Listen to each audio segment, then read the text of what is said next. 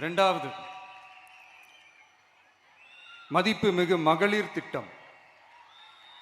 மக்கள் பணத்தை மக்களுக்கே திருப்பி தருவது எப்படி ஓசி என்று கேலிக்கு உள்ளாகும், எப்படி இலவசம் என்று ஏளனமாக பார்க்கப்படும். இப்படி வரையறுக்க எந்த அரசியல் கட்சிக்கும் எந்த அரசியல் தலைவருக்கும் உரிமை இல்லை என்று தமிழக வெற்றிக் கழகம் ஓங்கி உரைக்கிறது. இந்தியாவில் நம்பர் 1 இல்லாத மாநிலங்களில் கூட பெண்களுக்காக மாதம் வழங்கப்படும் தொகை அதிகமாக உள்ளது.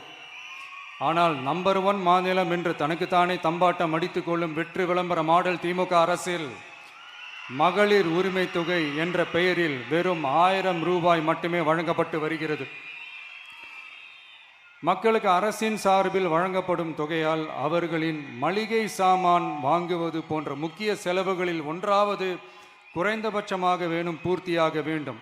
அந்த எண்ணத்தின் அடிப்படையில் யோசித்ததால் நாம் அமைக்க போகும் மக்கள் அரசு இனி 60 வயது வரை உள்ள அனைத்து குடும்ப தலைவிகளுக்கும் மாதம் 2500 ரூபாய்